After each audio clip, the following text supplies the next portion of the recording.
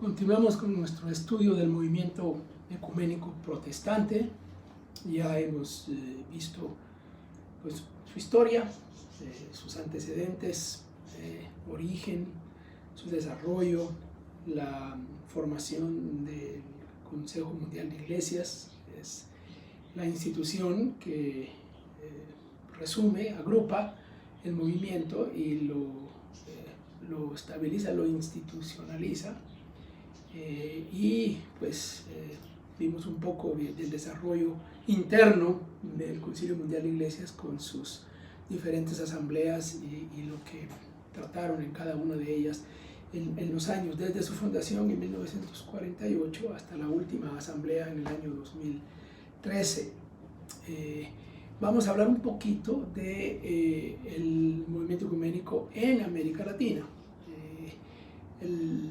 El movimiento ecuménico en América Latina ha estado presente desde hace ya varias décadas. De hecho, hubo un esfuerzo, siguiendo a la conferencia de Edimburgo en 1910, hubo un esfuerzo de parte de los misioneros trabajando en América Latina, pero que no fueron tomados en cuenta en la conferencia de Edimburgo. Ellos decidieron organizar una conferencia en América Latina para hablar de los temas que se habían hablado en Edimburgo. Y esto se hizo en el año 1916 en la ciudad de Panamá. A partir de ahí se desarrollaron varias conferencias y varias organizaciones que fueron surgiendo. Algunas de ellas tenían que ver con el movimiento estudiantil, por ejemplo, en América Latina. Y hubo diferentes reuniones propias que se desarrollaron en América Latina sin llegar a organizar nada.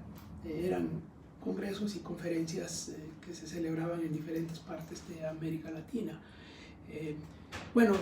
Se organiza el Concilio Mundial de Iglesias en 1948 y no hay iglesias latinoamericanas representadas ahí. La primera iglesia se hace miembro más tarde en las asambleas. La tercera asamblea llega a la primera iglesia latinoamericana y después se van agregando las demás.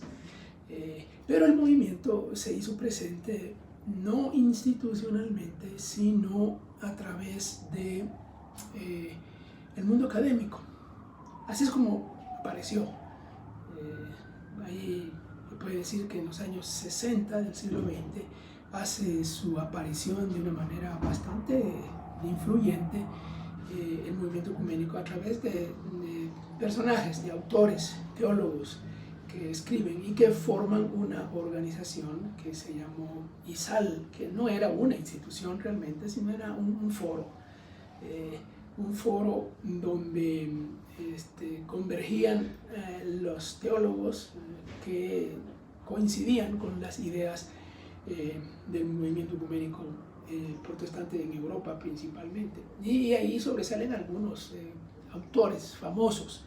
Julio de Santana, por ejemplo, fue famoso en aquel tiempo, no se oyó más de él mucho tiempo más. Rubén Alves, quienes han estado leyendo o leerán, es parte de ese movimiento, un presbiteriano brasileño.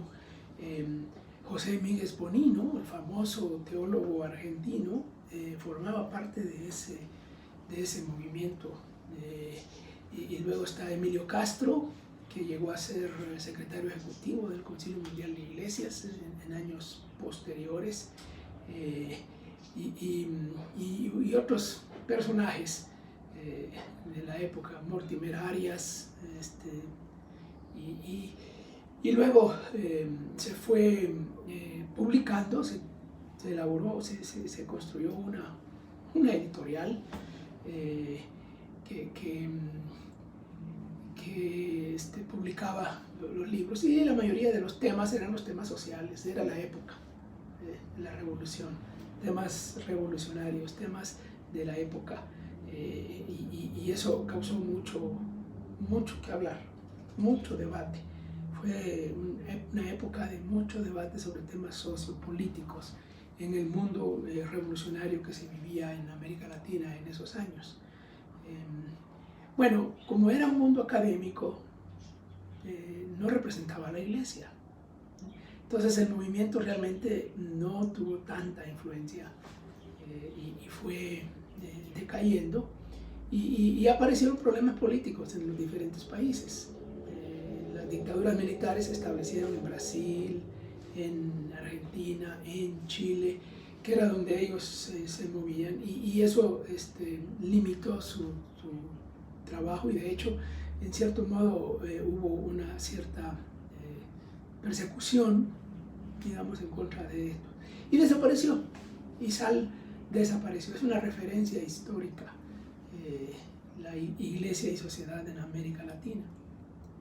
Pero por fin en el año 1978 se convoca una conferencia formal para pensar en la formación de un Consejo Latinoamericano de Iglesias, que sería la parte latinoamericana del Concilio Mundial de Iglesias. Y ahí se dieron los primeros pasos y se dijo que efectivamente se iba a organizar. Y así se hizo, 4 años después, en Huampaní, Perú, en 1982, se organizó el CLAI, así se llama, CLAI, el Concilio Latinoamericano de Iglesias, que es la rama latinoamericana del Concilio Mundial de Iglesias. Y desde entonces el CLAI ha tenido sus asambleas. Esa, en el 82, la primera asamblea ahí en Huampaní. La segunda se realizó en Brasil en 1988, la tercera se realizó en Chile en 1995, la cuarta en Colombia, en Barranquilla. Barranquilla es un baluarte del ecumenismo en Colombia en el año 2001. Luego la quinta se realizó en la ciudad de Panamá en el año 2007 y la sexta en La Habana, Cuba, en 2013. Por estos años tocaría la séptima asamblea, pero al parecer está en suspenso también eso en ese tiempo. ¿Qué se ha ido desarrollando? Vamos a hablar un poco de las ideas del movimiento en general, pero el movimiento latinoamericano nace con ideas sociopolíticas y va evolucionando junto con todo el movimiento a otras ideas que van más allá de eso. Un enfoque que ha tenido el movimiento ecuménico global y el movimiento ecuménico en América Latina es la educación teológica. Se formó, de la organización global se formó lo que se llamó el Fondo de Educación Teológica, que servía para ayudar a las instituciones formales de educación teológica alrededor del mundo para desarrollar una buena calidad de educación teológica. Y en América Latina eso significó que varias instituciones fueron apoyadas. ICEDET en Argentina, el SBL, Seminario Bíblico Latinoamericano, que después se convirtió en VL, Universidad Bíblica Latinoamericana en Costa Rica, que eran como las instituciones representativas. En Brasil había varias instituciones también, y en Colombia había una institución presbiteriana. Y en México se formó lo que se llama la Comunidad Teológica de México, que es la agrupación de varias instituciones para ofrecer los estudios teológicos. Esos estudios teológicos fueron apoyados con fondos del Concilio Mundial de Iglesias. Estudios superiores para profesores, becas para estudiantes, bibliotecas, en fin. Es uno de los aportes del movimiento ecuménico en América Latina y otras partes del mundo también.